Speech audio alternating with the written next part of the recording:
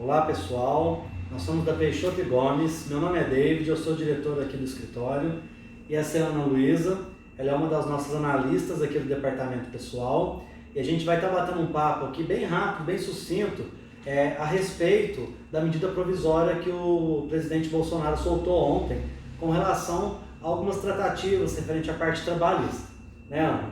Isso.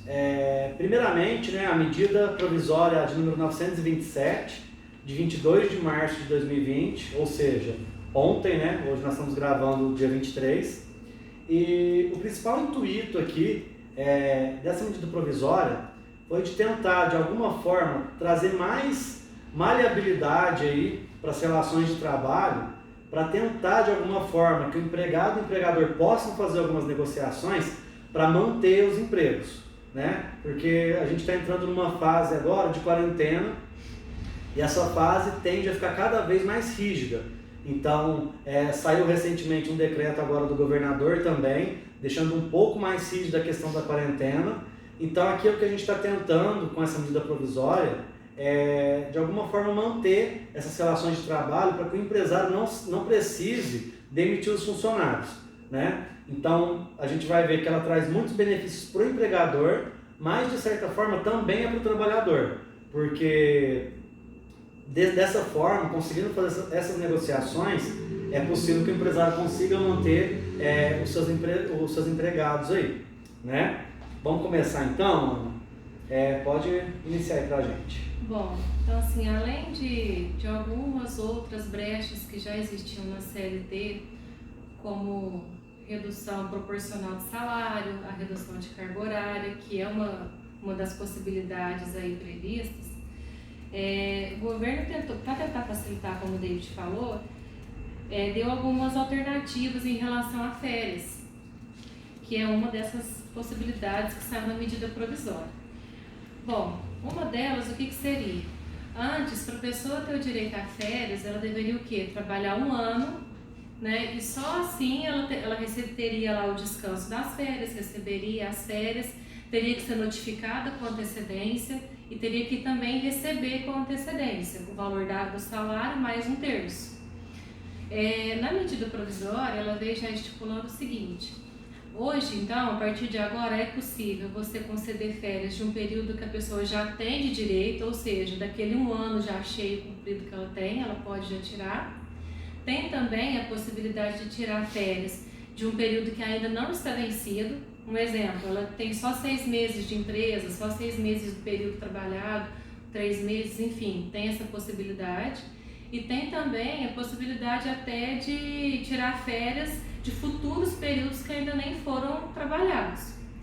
Além disso, deu a possibilidade de você não tem que mais notificar com 30 dias de antecedência, pede-se só que notifique com 48 horas de antecedência, pode ser o quê? Verbal ou por escrito, o ideal é sempre que esteja algum documento, ou assinado ou até uma mensagem no WhatsApp, que ela, você está de férias a partir do dia tal, né? Sempre ter algum documento aí, alguma mensagem para a gente se resguardar no futuro.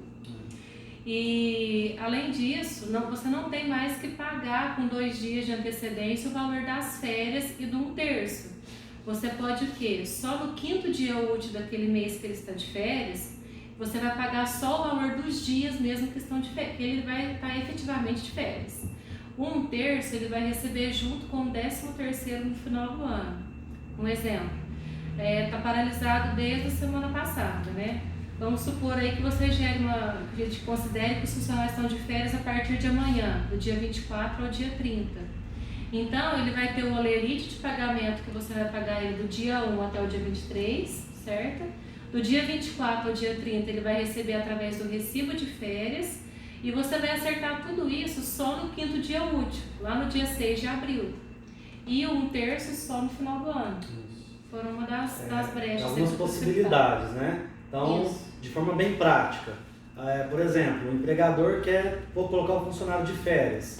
Mas independente se o funcionário tenha mais de 1 ano, ou se ele esteja no primeiro período aquisitivo, ou sei lá, se ele tem uma férias vencida e outra que nem começou ainda, ele pode colocar esse funcionário de férias, desde que faça essa notificação, né, tudo certinho, tudo, gente, tem que ser documentado, tá? Não é porque deixou a coisa mais maleável que pode ser de qualquer forma. Tem que ser assinado entre as partes, tem que existir esse acordo individual, né?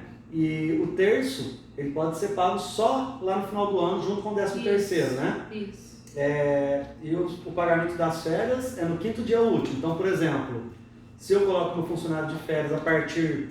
se eu der hoje, ele começa depois de amanhã, certo? Quando que eu vou pagar essas férias para ele, então?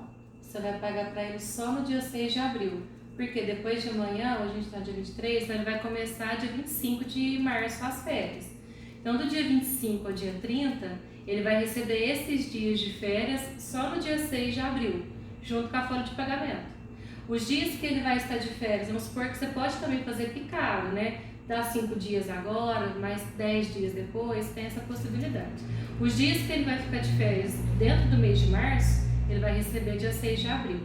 Os dias que ele vai estar de férias em abril, você pode pagar ele só no dia 5 de maio, no 5º dia útil de maio, desculpa. Entendeu? Certo. Só para a gente reforçar aqui, no dia 20 agora de março, foi publicado o Decreto Legislativo número 6 de 2020. E nele é reconhecida essa questão da calamidade pública. Então hoje nós estamos vivendo um estado de calamidade pública.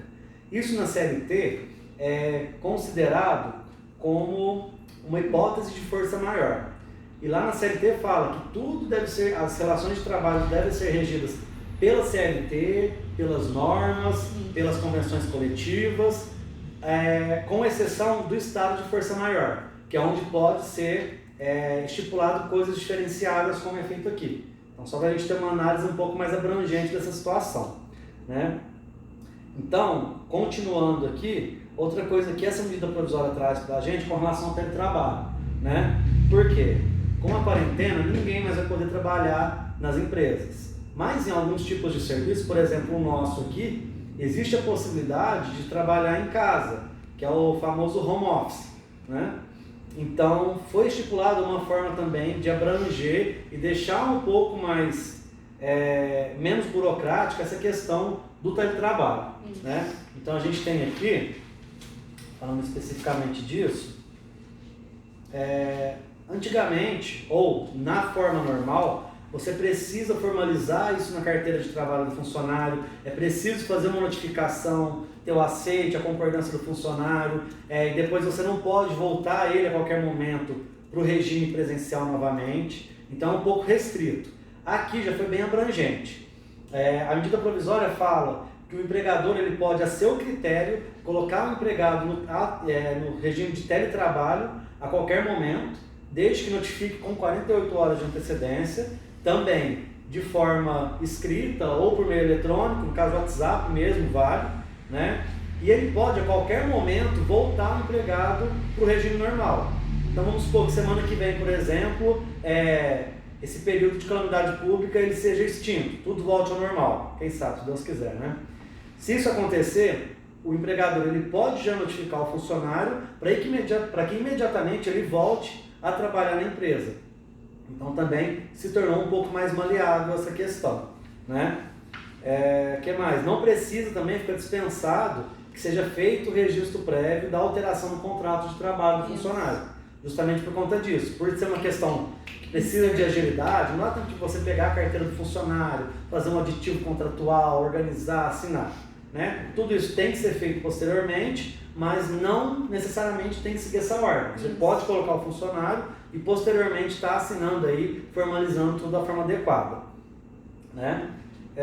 Outra questão, sim, para o teletrabalho também fica admitido agora que seja feito para os estagiários e aprendizes. Nesse caso aqui tem um detalhe, porque o estagiário e o aprendiz, ele necessita de uma supervisão. Então é necessário que de alguma forma, se a empresa for colocar o estagiário ou o aprendiz em regime de teletrabalho, que exista essa supervisão. Então de alguma forma isso tem que ficar formalizado. Seja por uma conversa diária, sei lá, exista uma monitoração do trabalho, né, as explicações sejam formalizadas, porque o trabalho do estagiário, ele exige isso, né, que tenha alguém supervisionando o trabalho, tá? Para não descaracterizar do estágio e caracterizar aí, de repente, um vínculo empregatício. Então tem que estar muito ligado nesse ponto aí também. Até, só te cortando, até porque o estagiário ele é uma pessoa que está lá exclusivamente para aprender, né? Então ele não pode ter uma atividade que está designado para ele, né? Ele não pode ser um empregado efetivo dentro da empresa, ele está a critério de aprendizagem. Por isso que é sempre muito importante frisar essa parte da supervisão, do acompanhamento. Nada ele pode ser validado pelo estagiário, tem que ter esse acompanhamento para justificar o vínculo que ele tem na empresa. Isso. Outro ponto também que foi abordado aqui é com relação às férias coletivas. Normalmente, para se fazer as férias coletivas, você notifica todo o pessoal e você precisa notificar também o Ministério da Economia, né, e o sindicato representativo da categoria. Agora, no estado de calamidade, no período de calamidade, não é necessário. O empregador ele pode fazer isso somente ele com os funcionários, né, faz a notificação ali com prazo também de 48 horas de antecedência e pode colocar toda a empresa ou determinado setor em férias coletivas, né, desde que respeite essas 48 horas. Daqui eu acho que é o que a gente precisava falar, né, das concessões de férias. Isso, é um resumo geral. Né? É um resumo geral. Tem vários detalhezinhos, mas você que é nosso cliente, pode entrar em contato que a gente vai estar te explicando melhor no detalhe, as formalizações que a gente tem, os acordos a gente já tem aqui para passar para vocês. E você também, público em geral aí, procure o seu contador, entre em contato que ele vai ter maiores informações para te passar e de como formalizar toda essa situação, tá bom? A gente tem aqui também outro ponto que é com relação à antecipação de feriados. Os feriados que não são religiosos, eles poderão ser antecipados para agora. Ou seja, você pode colocar o funcionário de licença, né? Afastado, vou pegar 5 dias e deixar essa semana afastado. E aí você pega alguns feriados para frente aí durante o ano e faz a antecipação. Então você vai fazer um acordo com o seu funcionário e especificar, que dia 24 de março ele não vai trabalhar, que vai ser uma antecipação do feriado X lá na frente. Então ele não trabalha amanhã e lá na data do feriado ele vai trabalhar, né? Isso trata com relação aos feriados não religiosos, né? Os religiosos também podem, Ana? Como é que funciona? Os religiosos, assim, de início, qual que é a priorização? Você tem que priorizar os que não são religiosos. Então, primeira coisa, faz uma análise aí de todos que se enquadram nessa situação e antecipa. Acho que assim, de última opção, se antecipa os religiosos. Como se fosse não tem outro recurso, ele não tem uma opção de férias, ele não tem mais a opção de antecipar os feriados, aí sim que se estuda a opção de antecipar os religiosos, que é o último recurso. Sim, mas os religiosos, né? Os não religiosos, ele não depende da aprovação do funcionário. O empregador decide, só comunica ao funcionário e vai funcionar dessa forma. Os religiosos podem, em últimos casos, mas desde que tenha a concordância do funcionário, né? Porque em muitos casos a pessoa ela não gosta, não trabalha naquela data por questões íntimas, questões de religião. Então, nesse ponto, foi preservado o funcionário, né? Desde que ele concorde em antecipar e lá na frente no feriado religioso ele trabalhar, pode ser feito. De outra forma, ele não pode ser antecipado. Isso. Né? E tudo isso tem que ser, como a gente já deixou claro, tudo documentado. Por mais que seja uma antecipação de feriado, ele tem que assinar um acordo constando que ele está ciente de como o acordo da situação, que ele aceita ser pago dessa forma os dias que ele vai estar em casa. Outra questão também aqui que foi sugerido foi o banco de horas. Aí como que funciona? Para aqueles que têm saldo, para aquelas empresas que já têm um banco de horas, né, em vigor, está tudo documentado e tudo já tem um saldo positivo, o funcionário já pode, logicamente, já ir compensando as horas. Aqueles que não têm banco de horas, já deu essa possibilidade de utilizar a partir de agora. Como seria? A pessoa está sendo dispensada do trabalho, ela vai ficar em casa, ela vai gerar aí um saldo negativo do banco de horas e ela vai começar a pagar essas horas só no prazo de 18 meses após o fim dessa calamidade que a gente está vivendo. Em até 18 meses, né? Até 18 meses. Assim, logicamente que respeitando aí também os prazos de hora extra que é permitido conforme a CLT. O que é? Ele só pode fazer no máximo de 2 horas extras diárias, que totaliza 10 horas trabalhadas aí no dia. E também sempre que o ideal é que respeite o quê? Que seja de segunda a sexta, que ele não faça horas de domingo, feriado, porque isso é a 100%, né? Essas horas o ideal é o quê? Que seja pago.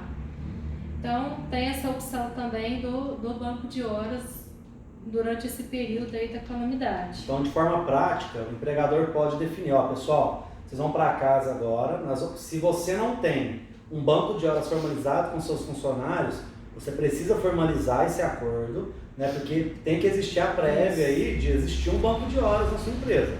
Então, se não tem, você precisa formalizar esse acordo com o pessoal e a partir daí, então, vamos supor, ó, a partir de amanhã está todo mundo de licença, né? Vai todo mundo para casa e nós vamos lançar isso tudo em banco de horas.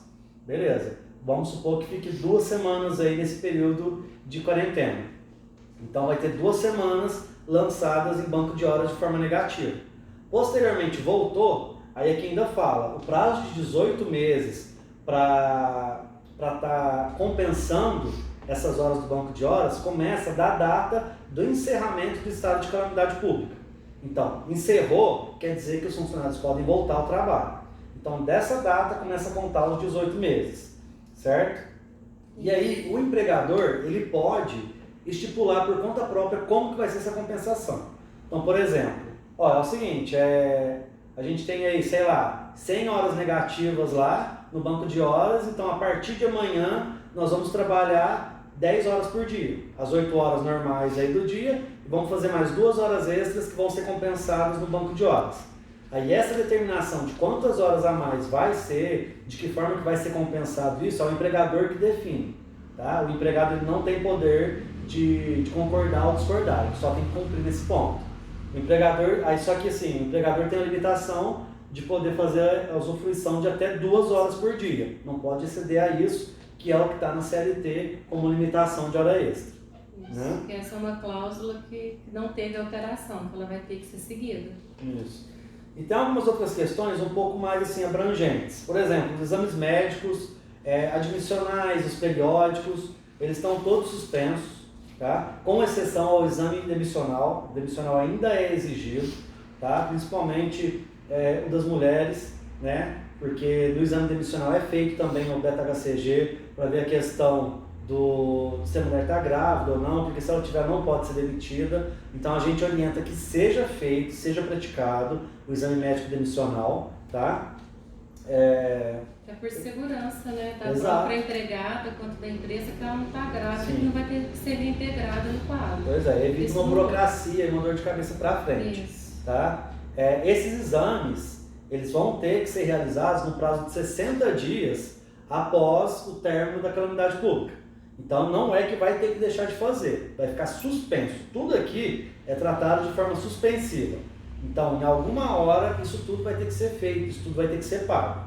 Tá? Então, no caso dos exames, no prazo de 60 dias após o término do estado de calamidade pública, eles vão ter que ser feitos. Tá? Isso assim, seja o periódico, um admissional, né, algum exame complementar que faz periodicamente, todos a não ser o demissional. Sim. Esses não mudaram, só frisam bastante isso. Tem algumas outras questões aqui também com relação a treinamentos, tem atividades que são obrigatórias fazer alguns treinamentos também, está tudo suspenso também, não existe obrigatoriedade, a não ser que o empregador consiga fazer esses treinamentos de forma online, que a pessoa consiga fazer à distância, tá? Mas no geral, todas as obrigações, elas estão suspensas, inclusive CIPA também, se tiver em processo eleitoral de CIPA, tudo isso também está suspenso até que seja encerrado esse período que a gente está vivendo agora. Né? Uma outra informação que a gente acabou de ter aqui agora, inclusive, na hora que a gente estava começando a gravar o vídeo, que tinha uma questão que era com relação à suspensão do contrato de trabalho pelo prazo de até 4 meses. A gente acabou de saber que o presidente revogou esse artigo, é o artigo 18 dessa medida provisória, então a gente já não vai nem tratar dela aqui mais porque já não tem mais validade. Né? O negócio está assim, aqui pode ser que a gente termine o vídeo e já tenha alguma notícia nova, a gente vai ter que complementar, mas vamos com calma, uma coisa de cada vez aqui. Né? Outra questão aqui agora também é a respeito do fundo de garantia. Por conta da situação, né, para auxiliar o empresário nesse período aí complicado, O fundo de garantia correspondente aos meses de março, de abril e de maio, que ia vencer, né, consecutivamente em abril, em maio e em junho, que ia pagar no dia 7 de cada um desses meses, eles, por enquanto, pode não ser pago de imediato agora dentro do vencimento e pode ser parcelado em julho. Então, em julho vai fazer o quê? Vai fazer a soma dos valores de fundo de garantia das folhas de pagamento de março, de abril e de maio e ser parcelado sem juros para pagar isso posteriormente. Aí pode ser a partir do mês de julho e pode ser parcelado em até 6 vezes. Então, até 6 parcelas mensais, com a primeira vencendo no 7º dia de julho. Tá? Isso. Que facilita, né, um pouco mais. E basicamente... Certo, aí tem algumas tratativas aqui com relação aos parcelamentos e tudo mais, mas nada que seja tão importante para esse momento. Né? Isso, acho que o essencial e que gera bastante dúvida, que veio mais para facilitar o empresário, são esses pontos que a gente já tratou. Sim. E o que a gente quer ressaltar aqui, pessoal, a medida provisória trouxe essas especificidades aqui, né? Essas tratativas em específico, mas ela fala aqui que para enfrentamento dos efeitos econômicos decorrentes do estado de calamidade pública e para a preservação do emprego e da renda, poderão ser adotadas pelos empregadores, dentre outras, as seguintes medidas. Aí ele traz o teletrabalho, férias coletivas, férias individuais. Então, tudo que a gente tratou aqui está abrangido pela medida provisória. Só que ela não se restringe a esses acordos aqui, entendeu? Então, pode sim o empregado e o empregador fazer algum outro tipo de acordo que seja benéfico para ambas as partes. A gente tem que entender que agora é um momento em que todo mundo tem que ceder um pouco. Não é hora de oportunismo, né, por parte do empregador e nem também do funcionário querer achar que tudo tem que ser em benefício dele. É uma hora de ambas as partes agora equilibrarem e entenderem que é tudo para um bem maior, né?